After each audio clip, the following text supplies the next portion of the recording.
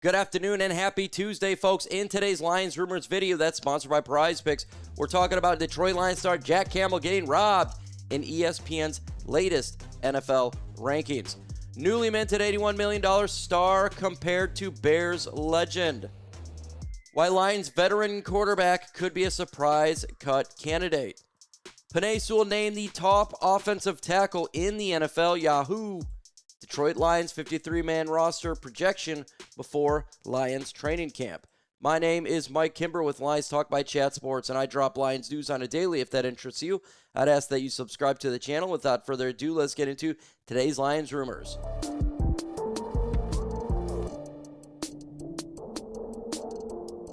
We'll start the show off with linebacker Jack Campbell because ESPN responded by ranking him 5th on the list of the top 10 off-ball linebackers in the NFL. You look at what he did last year, 176 combined, 89 solo, 5 sacks, 5 QB hits. That's actually top 3 pretty much in all of these stats. He's an all-pro linebacker. I think he should be higher than 5. I'm thinking he should be up there at number 2, maybe a little bit behind Fred Warner. But you know how these rankings go. Generally speaking, when it comes to Lions, it always be a year late. When it comes to some of these players, you have to be a name first as well. I think a lot of people, when they do articles like this, they're just kind of going surface level. They're not doing a lot of investigating. Because if you really look, you'd see Jack Campbell, in my opinion, is a top 3 linebacker in the NFL. He's amazing. He's great against the run. He's fast. He knocks balls down. He gets turnovers, interceptions, and fumbles. He is just an every down linebacker, and I think he should be ranked 2 in the NFL. So I want you to rank Jack Campbell. Where do you have him in the league? Let's continue on here because Jeremy Fowler, he does like him. He says, Detroit knew what it was doing when they drafted Campbell at 18th overall in 2023. He was drawing physical comparisons to Brian Urlacher with a 6'4", 256 frame, can move well, and he has the length to close windows in the passing or running game. Still ranked him 5th in the NFL, but I can understand why he is getting compared to Brian Urlacher, one of the best linebackers in all of football. But it's time for him to make his own name, and I think he'll do that this year. And a lot of people, remember, they did not want the Lions to draft Jack Campbell in round 1, pick 17. Everyone complained and said it was a terrible draft pick. You don't draft linebackers in draft. You got to draft a position that generally everyone else drafts so you can just get a average defensive end instead of getting an all-pro linebacker. I always disagree with that statement. I believe you just get the best player available in the draft, whether it be linebacker or edge, whatever. Why take a mediocre player when you can get the best of a position? Now, look, we're not going to go draft no kicker, punter in round 1. But generally speaking, Brad Holmes has been doing a phenomenal job at going against the grain of the NFL with Jahmyr Gibbs at 12, Jack Campbell at 17. So I love that we have Jack Campbell, and I appreciate that we have him on this football team. I just wish he'd get a little bit more love in the regular media. But I guess that's why we have a YouTube channel here. That's why YouTube is getting a lot of views compared to the mainstream media, because the mainstream media just talks about the simple, normal stuff. Dallas Cowboys, New York Giants, we already know it. LA Rams, it's the same stuff. So when you come here or you come to other YouTube channels, you'll get a little bit better breakdown of said players because we know the players a little bit more. Now, we're going to get into this in a minute, so I got a question for you while we do that.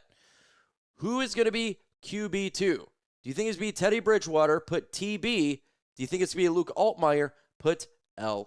Right after this sponsor, we're going to get into it. Today's show is sponsored by Prize Picks. Love me some Prize Picks. Baseball is taking place right now, but the NFL preseason right around the corner and the regular season, so it's time to cash in with Prize Picks. Prize Picks is America's #1 sports pick app and is the best place to win cash while watching sports. The app is really easy to use. Just pick more or less on a few player stats and lock in your lineup. For the NFL this year, I have Kenyon City getting more than 449 3.5 receiving yards. I have Jordan Tyson getting more than 4.5 touchdowns and Caleb Downs getting more than 1.5 interceptions. With the new social feeds feature, you can share prize picks with your friends, copy the lineup with a single click. That includes myself, MicroMike85, and the rest of the folks at Chat Sports. You can follow us on picks, Taylor picks, or fade, and get picks before they even get posted on the show. New user offer. Download the Prize Picks app today. The link in the comments and in the description. Use code HMAY to get $50 in your lineup after you play your first $5 lineup. That's code HMAY to get $50 in your lineup after you play your first $5 lineup. Prize Picks, it's good to be right. All right, it's time to talk about QB2 because this is going to be an interesting battle that takes place in training camp that, generally speaking, maybe we weren't thinking when we started the offseason that there'd be a battle right there. And right now you have Luke Altmaier, the young guy, undrafted free agent quarterback. You have the veteran near retirement in Teddy Bridgewater. The Lions have been only going 2 quarterbacks for years. So could Luke Altmaier win that position? Let us know in the comments right now, because we're about to talk about it. Because this is an interesting thing we get into here, because this actually could play out. Now, Emmett Mataski of Detroit Lions and SI says Altmaier could win it. He says he's quietly impressed after surprisingly not hearing his name called in April. The 3-year starter was a player the Lions had draftable grade on, as revealed by Brad Holmes on SiriusXM shortly after the draft. Now, here's the quandary that the Lions are in. You have 2 different players, 2 different trajectories of their career. You have Teddy Bridgewater, the end of it, veteran. You know what he can do. He can hold the fort down. He can hand the ball off or distribute it if need be for Jared Goff if he gets hurt. But you know that he's at the end of his career, right? So, and there's a ceiling to him. You go with Luke Altmaier. Now, initially, he may be not as good because he is a rookie. But his ceiling is higher because he's young, he's mobile, he's going to be cheap on the contract, and the coaches really like him. So what do the Lions do here? Do you cut, or do Teddy Bridgewater not make the 53-man roster? Is that possible? They go Luke Altmaier at number 2? Oh, it's possible. I'm not saying it's going to happen, but it most definitely is possible. We're going to get into the 53-man roster here in a little bit by Mike Payton. We're really going to go over a couple players. I didn't want to go through the whole thing, just through a couple interesting players that he has on there, and we're going to get into QB3 on that one. But this is going to be something that Brad Holmes and Dan Campbell really need to discuss. Personally, for me, with Jared Goff's ability to stay healthy, I think you go with Luke Altmaier. I think you go with the young guy. I think you go with the long-term investment, someone that's going to be cheap on contract, and you can have him for a couple years for basically nothing. That's the route that I would be going at. But that's just me. That's my thoughts. Let's go ahead and get into Penei Sewell because he is getting love, unlike Jack Campbell. Now, ESPN polled league executives and coaches, scouts around the NFL, compiled a list of top 10 players at 11 positions. On Saturday, the offensive tackle ranking was released. Guess who was number 1? Penei Sewell was number 1 on that list, even though he went from right side to left side. And I concur. He is the best tackle in football, and then there's everybody else. We got a stud anchor on the left side, and he will dominate just as much he did on the right side. He is the best football player. He stays healthy. He's always dominant. He hardly gets beat. He's a leader of men.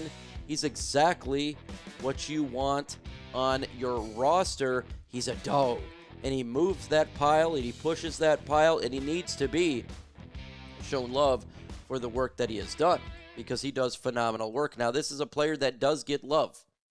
I think even if other organizations are ranked, they'd put him number 1. When you get accolades from your peers, your coaches, and executives, to me, that's a better ranking. That shows that people respect you. It's not just some commentators ranking like mine. It's people that you work with and people that got to go against you. They feel about you, and they rank him as the best in all of football. So I want you to rank Penei Sewell 1 if you think he's the best. Let us know in the comments. Now we're going to go over Mike Payton's 53-man roster, just a couple spots. I'm not going through the whole thing. Read his article if you want to do that. It's out. But this is what he has here for some of his projections. He has QB3, 1, 2, and 3. 3 quarterbacks are going to be on the roster for him. Luke Alkmayer and Teddy Bridgewater. I can understand it. It's bold because we haven't done it before, but I understand it because Luke has shown, and maybe they want Teddy B right now behind Goff. 3 running backs. I thought that was interesting, not going 4 there. They're only going 3 with obviously Jahmyr Gibbs, Isaiah Pacheco, and Sione Vaki. They're going 4 receivers, not 5. Usually it's 5 receivers on here, but they only gone 4, and that's the normal 4 we talk about. That's Greg Dortch pulling out number 4.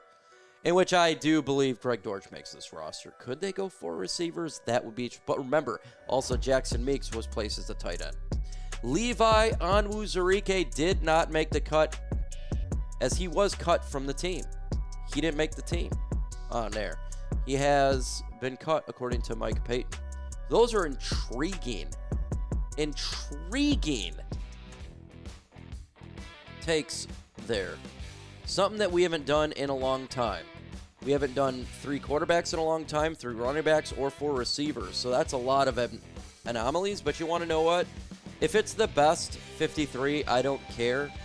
And it's not like Jacob Saylor's wouldn't be on the practice squad. It's not like that Dominic Lovett wouldn't be placed on the practice squad. Just because you don't make the 53 doesn't really mean much anymore. Practice squad is also basically making the roster. You just get paid less.